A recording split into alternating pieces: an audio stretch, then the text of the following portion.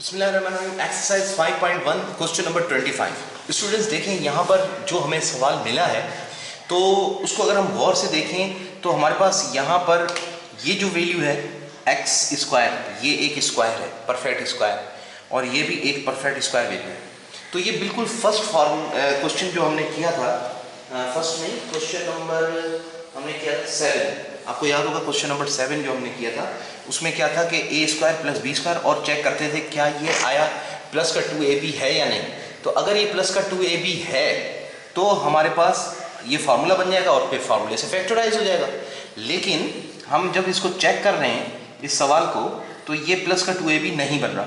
देखें कैसे चेक किया था हमने, इसको उठाकर चेक किया तो ये x का स्क्वायर है a स्क्वायर, ये b है, और ये किसका स्क्वायर है 6 का। तो इसको स्क्वायर करेंगे तो 6 का स्क्वायर 36 होता है।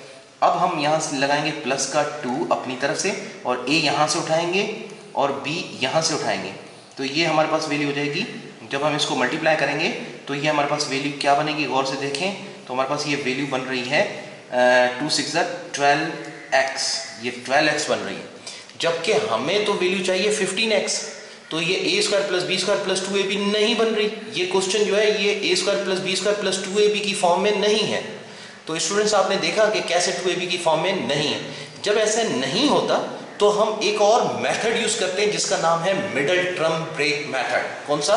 Middle term break method. ये जो मिडल टर्म है ना, ये वाली 15x, ये देखें मिडल में, ये दोनों तरफ है और ये मिडल में टर्म है, इसको ब्रेक करने का एक मेथड होता है, उसको हम कहते हैं मिडल टर्म ब्रेक मेथड।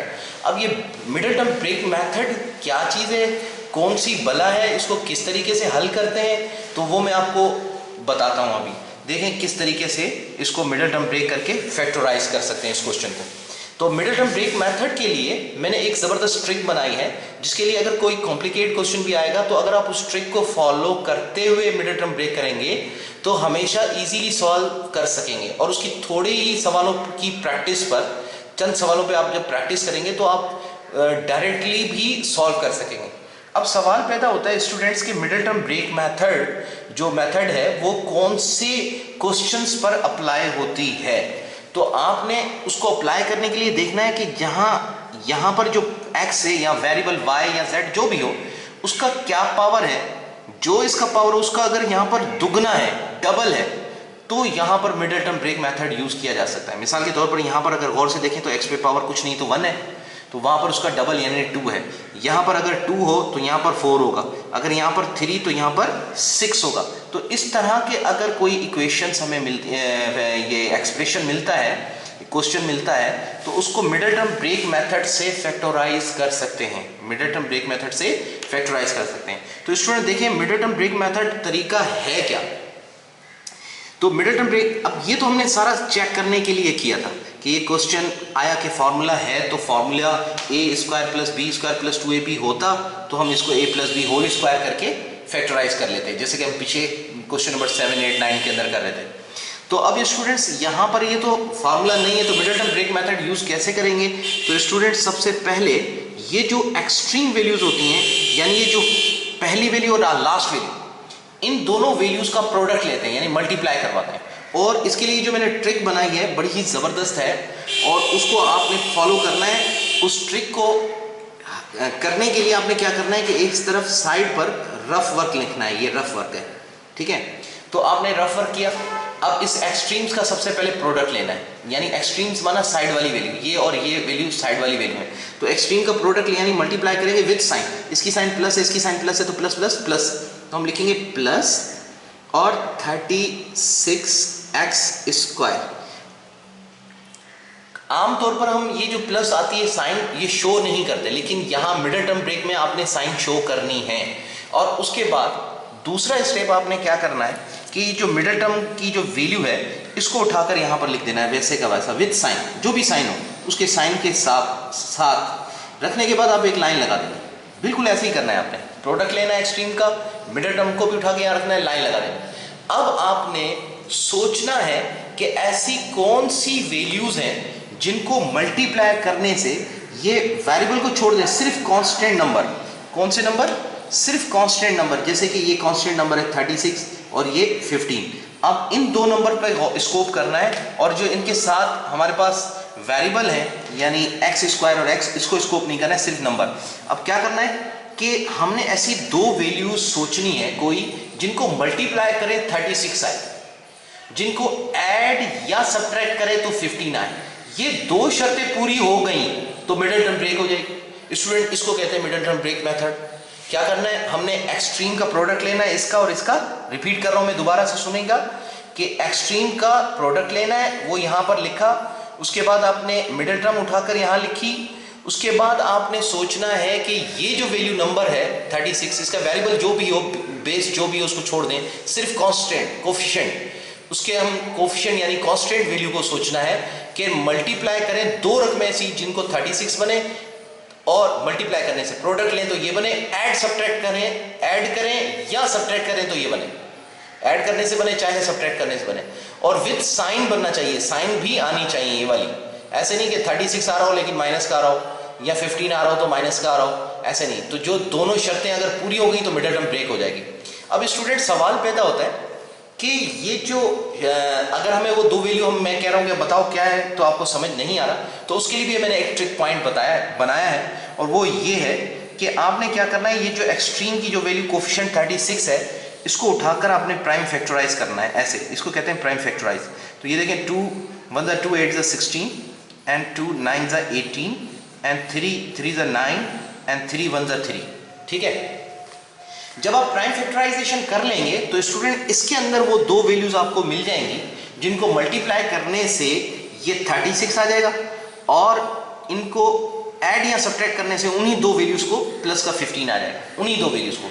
तो वो दो वैल्यूज को पेयर, यहां पर तो बहुत सारी रकमें 4 वैल्यू है, तो आपने वो दो पेयर बनाने के लिए किसी को भी किसी से मल्टीप्लाई करके चेक करना है। तो चलें अब हम चेक करते हैं। मिसाल के तौर पर हम इन दो वैल्यूज का पेयर बना रहे हैं, 2 और 2 का, तो बन गया 4, ये देखें यहां पर 4, और इन दोनों का पेयर बनाया तो ये हो गया 9। अब वो दो वैल्यूज बन गई। अब हम इनको मल्टीप्लाई कर रहे हैं तो 36 तो आ रहा है, ये वैल्यू आ रही है, लेकिन जब हम इनको ऐड करते हैं, 9 + 4 करते हैं, 9 को प्लस करते हैं 4 के साथ, तो हमारे पास आ जाता है 13, 15 नहीं आ रहा। और अगर माइनस करते हैं 9 - 4 तो 5 आ रहा है, 15 फिर भी नहीं आ रहा। या मैंने कहा था ना कि ऐड या सब्ट्रैक्ट करने से, मल्टीप्लाई करें तो ये बने, ये तो बन गया, लेकिन ऐड करने से भी ना सब्ट्रैक्ट करने से भी ये नहीं बन रहा। तो इसका मतलब है ये दो वैल्यूज जो हमने ढूंढी हैं ये हमारे लिए मुफीद नहीं है, कारआमद नहीं है, हमारे लिए ये नहीं है। हमने अब फैक्टर चेंज करके ले सकते हैं। अब हम ऐसा करते हैं कि इस 2 और इस 3 को भी मिला लेते हैं, तो ये एक पेयर बनाते हैं, और इस 3 को अकेला रह गया तो इसको एक अलग पेयर कर लेते हैं। मसलन 2 2 ज़ा 4, 4 3 ज़ा 12, तो एक रकम आ गई 12, 2 2 ज़ा 4, 4 3 ज़ा 12, इन तीनों को मिला दिया हमने, इन तीनों वैल्यूज को मिलाया, एक नंबर बनाया, और ये जो अकेला 3 बच गया था इसको हमने अलग रख लिया। तो अब वो दो वैल्यूज का पेयर जो है हमें मिल गया, मिडिल टर्म ब्रेक वाला। अब हम चेक करेंगे ये शर्त पूरी हो रही है दोनों या नहीं, ताकि हमें मिडिल टर्म ब्रेक करने वैल्यूज मिल जाए। तो 12 3 ज़ा देखें क्या बन रहा है, 36, और 12 और 3 को हम जब ऐड करते हैं तो 15 आ रहा है। अब हमने साइनें भी चेक करनी है, यानी वो दोनों शर्तें पूरी हो गई, 36 15, लेकिन साइनें भी चेक करनी है। अगर साइनें चेक नहीं आ रही तो फिर वो वैल्यूज नहीं कारआमद। तो अब हम क्या करेंगे, हम इनकी साइंस देखेंगे कि हम या तो दोनों को प्लस साइंस दें, दोनों को माइनस दें, या एक प्लस एक माइनस दें, इसको माइनस उसको प्लस दें, ऐसे चेक करके साइनें सेट करनी होती हैं। तो अब हम दोनों की साइनें प्लस की रख लेते हैं, तो प्लस प्लस मल्टीप्लाई में प्लस होता है, और प्लस का 36, ये पहली शर्त पूरी होगी विद साइन। और जब हम प्लस का 12 प्लस का 3 ऐड करवाएंगे तो सेम साइन में सम आएगा, और सेम साइन यानी प्लस का आ जाएगा, तो ये दूसरी रकम भी विद साइन पूरी हो गई। तो इसका मतलब है कि हमें वो दो वैल्यूज मिल गई हैं, जिनको मल्टीप्लाई करने से तो 36 आता है, ऐड करने से 15 आ जाता है।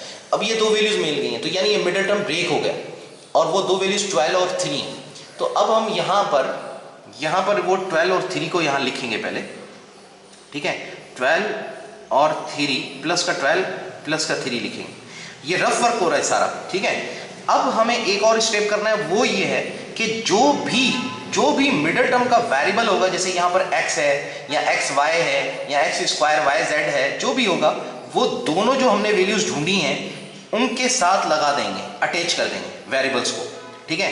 अब ये मिडिल टर्म ब्रेक हो गई कंप्लीटली, यानी 12x और ये 3x, ये अब हमारा कंप्लीटली मिडिल टर्म ब्रेक हो गया है। हम क्या करेंगे, ये तो मैंने सवाल को उसको हल करने के लिए किया था, इसको मैं काट देता हूँ। अब सवाल यहाँ से कंटिन्यू है और सोल्यूशन हम यहाँ से कर रहे हैं। तो ये मिडिल टर्म ब्रेक हो रही है, तो जाहिर है बाकी वैल्यूज वही रहेंगी, एक्स स्क्वायर वही रहेगा और प्लस 15x जो मिडिल टर्म है उसकी जगह ये ले लेंगी, यानी प्लस का 12x आ जाएगा और ये प्लस का 3x आ जाएगा।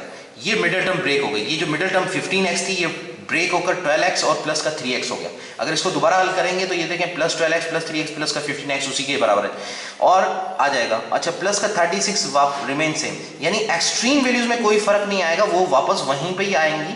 सिर्फ मिडिल टर्म ब्रेक करने के लिए रफ वर्क मेथड हमने करना होता है और मिडिल टर्म ब्रेक करके हमने यहाँ पर ये दोनों वैल्यूज लिख देनी है। अब ये दोनों वैल्यूज आ तो गई, अब ये मिडिल टर्म ब्रेक हो गया है। अब अगला स्टेप इसका क्या है? अगला स्टेप में हमेशा ऐसा करेंगे कि ये जो दो शुरू की वैल्यूज है इनमें कॉमन निकालेंगे। इन दोनों में कॉमन क्या कॉमन है? x कॉमन है, तो हम x कॉमन निकालेंगे। यहाँ लिखेंगे x प्लस 12, जब ये इससे मल्टीप्लाई होगा तो x स्क्वायर हो जाएगा, x 12 से मल्टीप्लाई 12x हो जाएगा। ठीक है, अब स्टूडेंट्स याद रखें यहाँ जो भी वैल्यू कॉमन आई है ना, आप बगैर सोचे समझे उस वैल्यू को यहाँ भी लिख दें, x प्लस 12 ब्रैकेट के अंदर। लिखने के बाद आप सोचें कि इस x को किससे मल्टीप्लाई करें तो ये प्लस का 3x ये वाली टर्म बन जाएगी। तो जाहिर है प्लस के 3 से मल्टीप्लाई करेंगे तो 3x बन जाएगी।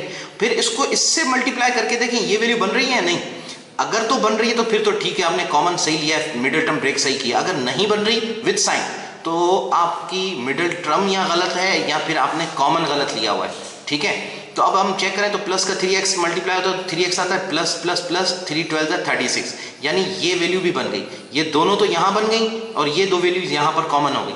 अब देखें स्टूडेंट्स, हमेशा मैथमेटिक्स का असूल है कि अगर ब्रैकेट के अंदर एक जैसी वैल्यूज हों तो उनको एक घर दे देते हैं और जो बाहर वाली वैल्यूज हों उनको एक घर मिल जाता है, तो फैक्टराइज हो जाता है। तो अब बाहर वाली x और 3 को हम एक घर दे देंगे, x प्लस का 3, ये एक ब्रैकेट हो गई, घर से मुराद ब्रैकेट, और ये x प्लस 12 और x प्लस 12 को एक ही ब्रैकेट देंगे, इसको दो नहीं देंगे, एक ही ब्रैकेट देंगे। जो सेम है ना, इन कॉमन ब्रैकेट्स हैं इनको एक घर देते हैं, बाहर वाली जो वैल्यूज होती है इसको एक ब्रैकेट देते हैं। तो ये मिडिल टर्म ब्रेक होकर ये क्वेश्चन फैक्टराइज हो गया।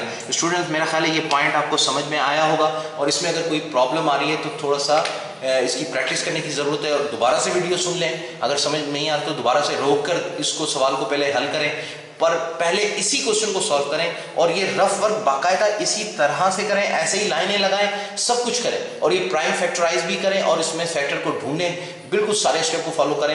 एक क्वेश्चन, दो क्वेश्चन, तीन क्वेश्चन आपको थोड़ी सी प्रॉब्लम होगी, उसके बाद आपके लिए कई सैकड़ों क्वेश्चन जो हैं ये मिडिल टर्म ब्रेक से फैक्टराइज होते हैं आगे चलकर मैथमेटिक्स के अंदर। तो इसलिए बहुत ही इंपॉर्टेंट मेथड है ये मिडिल टर्म ब्रेक मेथड, तो इसको सीखना चाहिए स्टूडेंट। तो ये प्रोसेस थोड़ा सा आपको लेंथी लग रहा होगा, लेकिन जब इसकी प्रैक्टिस हो जाती है तो बहुत सिंपल और आसान हो जाता है। फिर आपको डायरेक्टली पता चल जाता है कि कौन सी दो वैल्यूज हैं, प्राइम फैक्टराइज करने की भी जरूरत नहीं पड़ती, सिर्फ आपने ये लिखा और डायरेक्ट वैल्यूज निकालने लग जाएंगे। फिर आपको ये रफ वर्क करने की भी जरूरत नहीं पड़ेगी, आप डायरेक्टली वैल्यूज निकालने लग जाएंगे, लेकिन पहले ये स्टेप आपने करना सीखना है। तो मेरा ख्याल है आपको समझ में आ गया होगा कि मिडिल टर्म ब्रेक मेथड कौन सी चीज़ है, कौन सी बला है, किस पर अप्लाई होती है, तो ये मैं पहले भी बता चुका हूँ। तो इसकी प्रैक्टिस करें। नेक्स्ट वीडियो में मैं फिर नेक्स्ट क्वेश्चन हल करता हूँ स्टूडेंट्स, ठीक है।